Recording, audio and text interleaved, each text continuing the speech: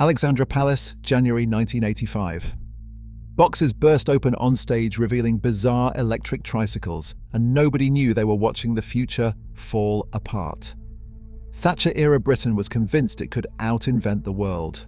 5 of the decade's boldest products flopped spectacularly. Here's the countdown, starting at number 5.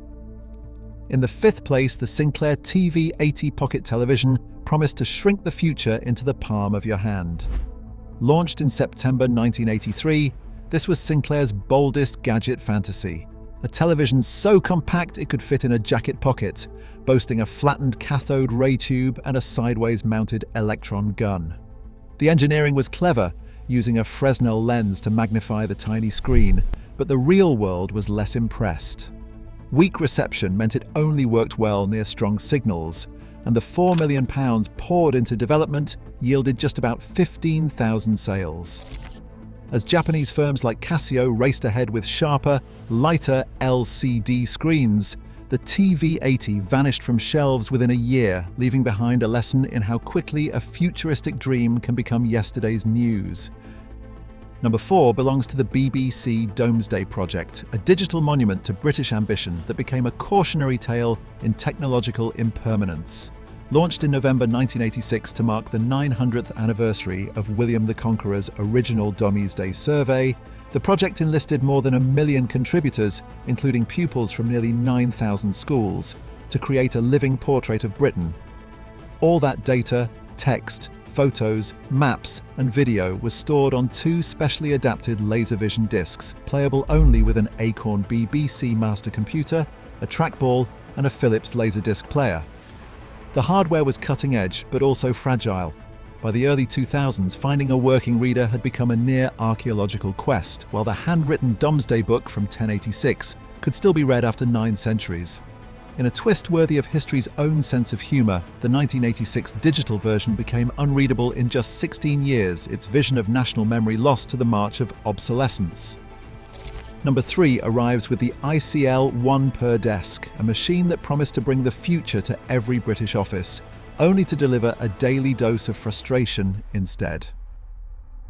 Released in 1985, this was the brainchild of ICL, British Telecom, and Sinclair Research, who joined forces to create an all-in-one workstation that combined a desktop computer with a telephone handset built right into the keyboard.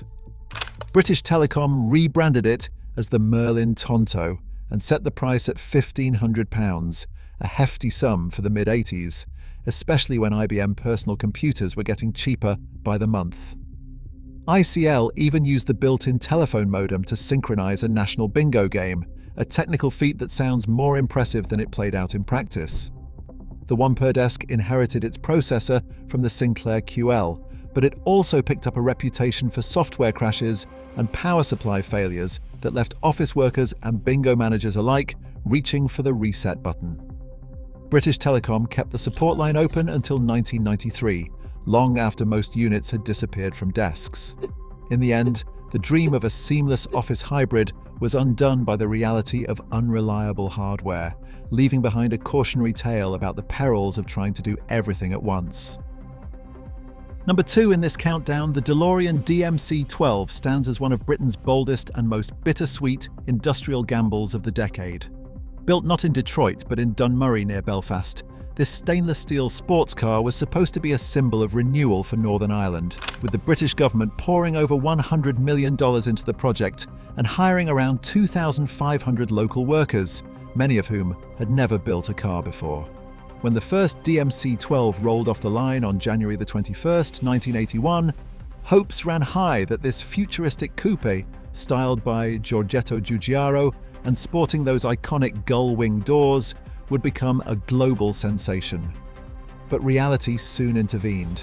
The car's underpowered V6 engine and hefty price tag made it a tough sell, especially as recession gripped America, the key export market. Then, in October 1982, founder John DeLorean's dramatic arrest in an FBI sting, followed by his eventual acquittal, dealt a final blow to public confidence. The company collapsed after producing about 9,000 cars, leaving 2,500 Belfast workers jobless and the local community reeling. Yet the DMC-12 found an unlikely afterlife as the star of Back to the Future, transforming a failed industrial dream into a pop culture legend. For many, the DeLorean remains a symbol of what happens when political hope, technological ambition, and economic reality collide, leaving behind both heartbreak and a peculiar kind of immortality. And finally, in first place, the Sinclair C5 stands as Britain's most infamous leap into the future that landed with a thud. On a frosty January morning in 1985, Sir Clive Sinclair rolled out his vision of tomorrow at Alexandra Palace, an open-topped, battery-powered tricycle that anyone over 14 could drive without a license, all for £399. The launch was pure theatre. Models zipped around the hall, press cameras flashed, and the press kit promised a revolution in personal transport. Early buyers included Elton John and even members of the royal family, but beneath the hype, problems lurked. The C5's top speed barely touched 15 miles per hour, and with no roof or sides, riders braved rain, wind, and the full attention of lorry drivers struggling to spot them at such a low height. Sales started with a burst, about 5,000 in the first month, but soon fizzled. Within 3 months, production at the Hoover factory in Merthyr Tydfil was slashed by 90%. By August, the line shut down for good. Of the 14,000 built, only a third found owners. Sinclair himself lost £7 million, and the collapse effectively ended his run as Britain's most celebrated inventor. Yet, decades later, as e-bikes and electric scooters fill city streets, the C5 spirit seems oddly ahead of its time, a punchline in its day, but a quiet prophecy for urban mobility. No other product so completely captures the hope, the spectacle, and the heartbreak of British innovation arriving too soon and failing in full public view. Across all 5 inventions, one pattern stands out. Britain's boldest ideas weren't wrong, just mistimed, mismatched, or mismanaged.